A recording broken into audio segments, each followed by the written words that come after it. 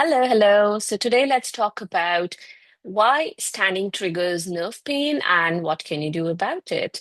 Now, many moms try to stay productive at their standing desk or rush through those chores or office work only to feel that familiar burning or tingling, numbness, or whatever those nerve pain sensations are, because these are specific for every person. So many moms feel that nerve pain start to creep in by mid-afternoon or towards the evening. It's frustrating, especially when you've been doing everything right. But sometimes it's not about what you're doing, it's about how you are doing things. So I will explain this further, but I just wanted to say I have been there, I have done that. And when you get that nerve pain, it can be quite frustrating because with my personal experience, with my professional knowledge, even now, if I'm not careful about how I'm standing or even sitting, the nerve pain can start to creep in. Um, so nerve pain isn't just about, say, for example, movement, because you'll see a lot of people, even I talk about movement quite a fair bit. You will see people talk about, okay, move your body every 10 minutes, 15 minutes, every hour, etc. So movement is very important. But it's about how do you move?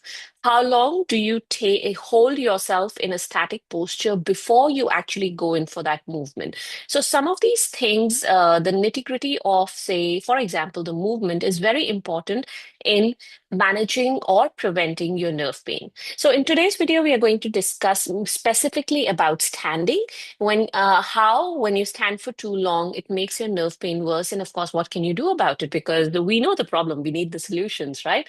Now, if you're looking for nerve pain in sitting, I have done another video, so you can check it out on my YouTube channel. And of course, there's lots of videos about nerve pain on there. So, anyways, for those of you who don't know me, my name is Swati. I'm an executive mom power coach. I help moms of younger kids who work in high stress executive jobs to manage their spinal, that is back and neck, and nerve pain. Now, I do this by giving you simple exercises, some easy lifestyle modification. I mean, there are lots of things that can help with the spinal and nerve pain, but mainly on these videos, I share tips and tricks that have helped me in my own pain and adrenal fatigue journey. Now, those of you who are familiar with adrenal fatigue know it has a wide array of symptoms. However, the two main ones I had were low energy levels and lack of focus. When you have these two symptoms, if you have them, which I hope not, but if you have these symptoms, you would know it is very difficult to get through your everyday daily routine, leave alone managing your aches and pains. I'm not saying it is not possible. I have been there, I have come out on the other side, and I share these videos with the hope that you can, you don't take so long to get to the other side and you can benefit from my personal experiences, my professional knowledge. Anyway, let's not take more of your time because we are moms, we are busy people. So let's get into the topic for today. Why standing triggers nerve pain and what can you do about it? Now, remember that saying the sitting is the new smoking, right? So you would naturally assume that standing is the next best solution. Standing is, and it is a good solution. But for somebody who's already dealing with spinal or nerve pain or is predisposed to spinal and nerve pain, especially say after pregnancy or years of compensating with your posture, standing in one spot for too long can actually compress the nerves and give rise to even more nerve pain or predispose you towards nerve pain if you don't already have it. So, what is happening here? Now, static standing. Now, remember the word static, and if you say prolonged static standing, that's even more appropriate because when you stand for a long period of time in a certain position without actually moving around, what happens is there is a lot that's happening in the body, but mainly the muscles tend to tighten up. They will start to compress on the joints. They will start to compress or irritate those nerves, especially in your lower back, pelvis, and leg area.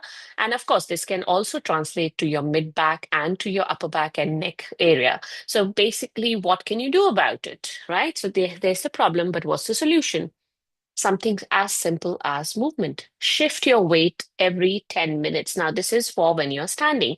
So shift from one side to the other side. So one foot to the other foot. If you're using a standing desk, you can put a stool under your desk. You can put one, suppose I'm putting my right foot on the stool, my left is on the floor. And then after about 10 minutes, I can swap. If you can't remember the 10 minutes, put an alarm, put a pop-up note on your laptop, tell somebody to remind you, put a sticky note on your laptops, anything that works for you, because these are the strategies I have used. So I'm just sharing these with you. So whatever works for you, try doing those strategies to remind yourself to shift your weight every 10 minutes.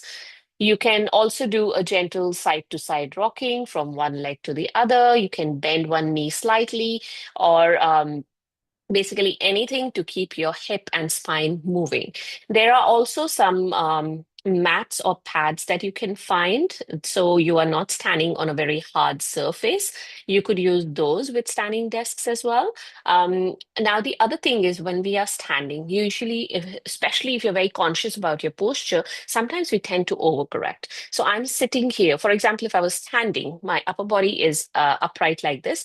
But if I am one of those who knowingly or unknowingly locks their knee or shifts their pelvis while standing, now what I mean by locking the knee is your knee joint um, is absolutely straight. So there is no give in the knee joint. So rather, some people even push back into the knee joints. When that happens, obviously, there's a shift up the chain, and the stresses that build up on your pelvis and your spine, those can also aggravate your nerves.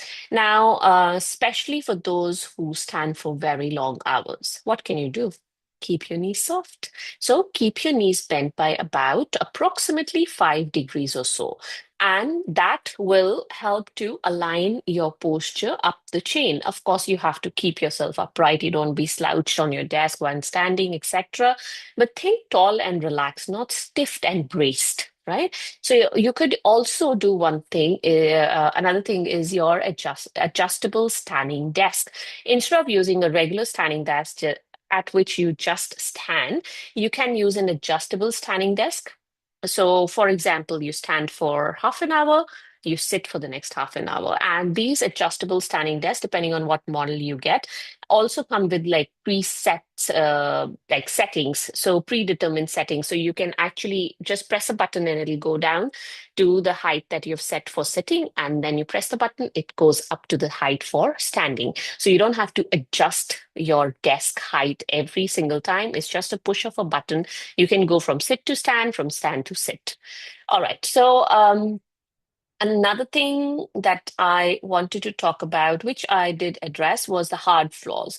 When you are standing on a hard surface for long periods of time, it can impact your foot, ankle, knee, hip, basically up the chain. And if your nerves are already sensitized or you have existing nerve pain, it can aggravate that nerve pain. So you could wear supportive footwear and not be bare feet, or minimally supported like flip-flops. You have a good supported shoes and well-fitted shoes, or you can have one of those mats that I talked about earlier. So these are some of the things, and of course movement is another one. So you want to keep that movement going every 20 to 30 minutes. Uh, these are some of the things that I wanted to address today. Of course, there's more to talk about on this topic. However, the video will get too long. So what I have done is I have written a blog. I will read out the title. It says, Why Standing Too Long Might Be Making Your Nerve Pain Worse, Even If You're Using a Standing Desk. So this is a blog which has a video in it, which gives you the points to go through to know if you have a good standing posture. It also has a quick office stretch guide for nerve pain relief. So it's basically a guide that takes you through some quick office stretches so you can do them while you're at your desk in the office. So it has a lot of other information as well.